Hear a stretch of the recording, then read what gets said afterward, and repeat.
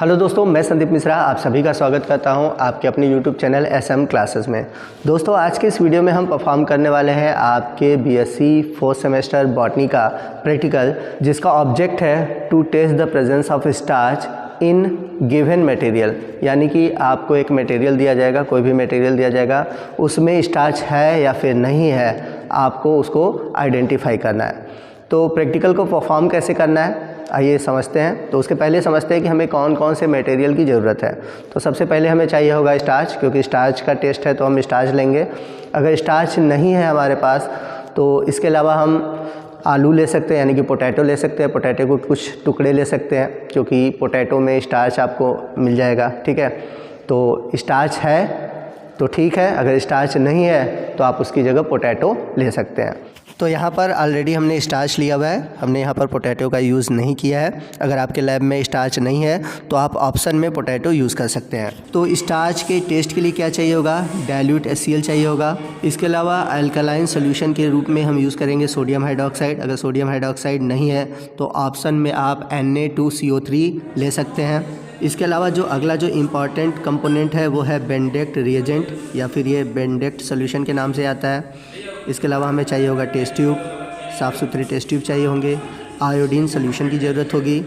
इसके अलावा distil water और स्प्रिट लैम्प की ज़रूरत पड़ेगी। यहाँ पर मैं आपको बता दूँ कि स्टार्च के टेस्ट के लिए दो तरीके हैं, यानी कि हम 2 मेथड से आइडेंटिफाई कर पाएंगे कि गिवन मटेरियल में स्टार्च है या फिर नहीं है।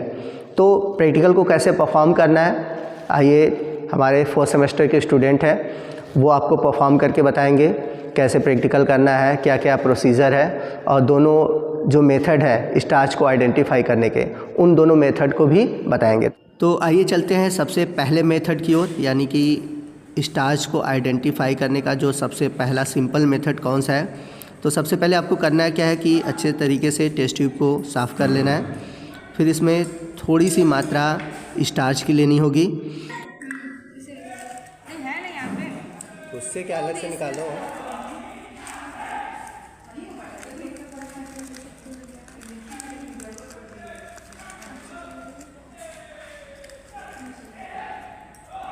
तो टेस्ट ट्यूब में थोड़ी सी मात्रा स्टार्च की लेने के बाद उसमें क्या करेंगे कि हम डिस्टिल वाटर को यूज़ करेंगे। ठीक, डिस्टिल वाटर को डालने के बाद हम अच्छी तरह से स्टार्च का सॉल्यूशन बना लेंगे। अब करना क्या है, सिंपली इस स्टार्च सॉल्यूशन में आपको कुछ बूंद आयोडीन की डालनी है। तो आप आराम से सावधानीपूर्वक आयोडीन को लेंगे और आयोडीन को आप स्टार्च के सॉल्यूशन में कुछ इस तरह से डालेंगे। तो जब आप आयोडीन को स्टार्च के सॉल्यूशन में डालते हैं तो कुछ आपको ब्लैक या ब्लू कलर दिखाई देता है। तो अगर ब्लैक या ब्लू कलर दिखाई देता है तो इसका मतलब कि दिए गए सॉल्यूशन में स्टार्च प्रेजेंट है। अगर ब्लैक कलर या ब्लू कलर नहीं आता इसका मतलब कि उसमें स्टार्च नहीं है। तो जब आप अच्छे तरीके से आयोडीन डालोगे स्टार्च के सॉल्यूशन में तब आपको इस तरह का कलर दिखाई देगा। आइए चलते हैं अब सेकंड मेथड की ओर। दूसरा मेथड क्या है, दूसरे मेथड में हम क्या करेंगे, फिर से एक दूसरे नए टेस्ट ट्यूब में क्या करेंगे कि हम स्टार्च को लेंगे। ठीक है, इसके बाद जैसे कि पहले हमने किया था कि इसमें हम डिस्टिल वाटर डालेंगे और डिस्टिल वाटर डालकर स्टार्च का सॉल्यूशन बनाएंगे। अब उसके बाद क्या करना है, उसके बाद आपको यूज़ करना है डाइल्यूट HCl। अब हम क्या करेंगे कि डाइल्यूट HCl की कुछ बूंद स्टार्च के सॉल्यूशन में डालेंगे, उसको बॉईल करना है। तो स्टार्च के सॉल्यूशन में डाइल्यूट HCl डालने के बाद अब हम क्या करेंगे कि स्प्रिट लैम्प के पास ले जाकर इस सॉल्यूशन को धीरे धीरे बॉईल करेंगे। ठीक है, तो आपको धीरे धीरे बॉईल करना है।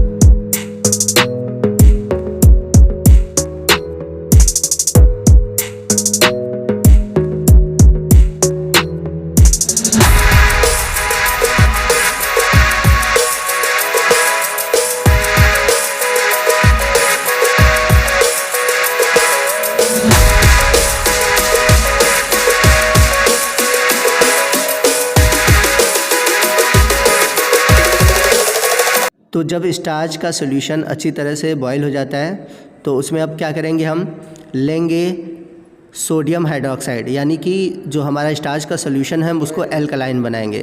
तो उसको एल्कलाइन बनाने के लिए हम क्या यूज़ करेंगे, NaOH। अगर आपके पास NaOH नहीं है तो उसकी जगह आप यूज़ कर सकते हैं Na2CO3। तो उसको इसी में डाल दो, बचा हुआ है ना। अब उसको बेंडेक्ट सॉल्यूशन खोलो। अब NaOH डालने के बाद अब करना क्या है, हमारा फाइनल स्टेप है। अब हम यूज़ करेंगे बेंडेक्ट सॉल्यूशन को। अब हम क्या करेंगे कि इसमें हम डालेंगे बेंडेक्ट सॉल्यूशन।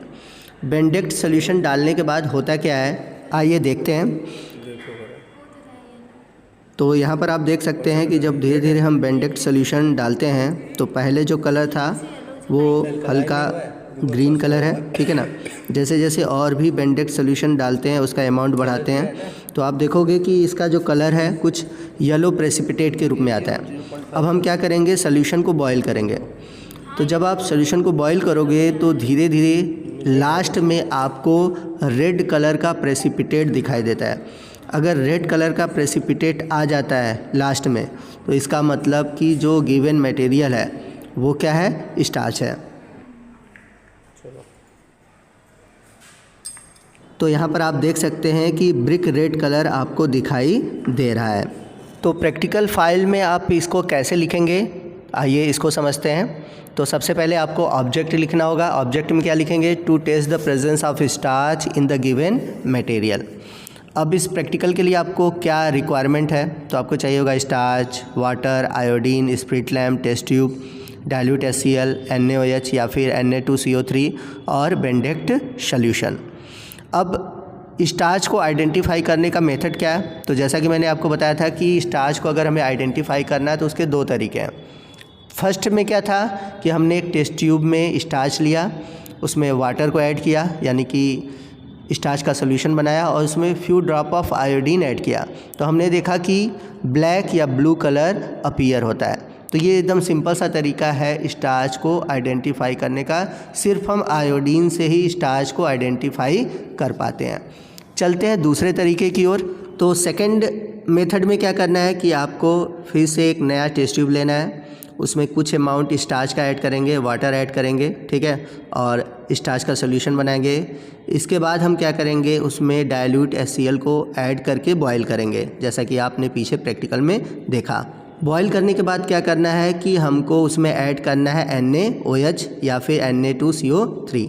क्यों ऐड करना है, क्योंकि हमें यहाँ पर सॉल्यूशन को एल्कलाइन बनाना है। तो जब हमारा सॉल्यूशन एल्कलाइन हो जाता है तो उसमें हम क्या करते हैं, फाइनली डालते हैं बेंडेक्ट सॉल्यूशन को। तो जैसे ही हम उसमें बेंडेक्ट सॉल्यूशन डालकर उसको गर्म करते हैं तो देखते हैं कि हमें ब्रिक रेड या फिर रेड कलर का प्रेसिपिटेट मिलता है जो कि इंडिकेट करता है प्रेजेंस ऑफ स्टार्च। तो इस तरह से आपको आपके प्रैक्टिकल फाइल में लिखना है। तो दोस्तों ये था हमारा आज का वीडियो जो कि स्टार्च के टेस्ट पर आधारित था। तो आपको आज का ये वीडियो कैसा लगा कमेंट करके ज़रूर बताइएगा। वीडियो अच्छा लगा हो तो प्लीज़ वीडियो को लाइक और शेयर करना मत भूलिएगा। और यदि आप चाहते हैं कि मैं और इसी तरह के बॉटनी प्रैक्टिकल या फिर जूलॉजी प्रैक्टिकल पर वीडियो बनाऊं तो प्लीज़ कमेंट करिएगा। और किस टॉपिक पर आपको प्रैक्टिकल चाहिए होगा उस टॉपिक को ज़रूर मेंशन कीजिएगा। और मैं चाहता हूं कि आप इस तरह के कमेंट करें ताकि मुझे भी आइडिया लगे कि मुझे किस टॉपिक पर वीडियो बनाना चाहिए। आज के इस वीडियो में बस इतना ही। मिलते हैं अगले वीडियो में अगले टॉपिक के साथ। तब तक के लिए जय हिंद, जय भारत।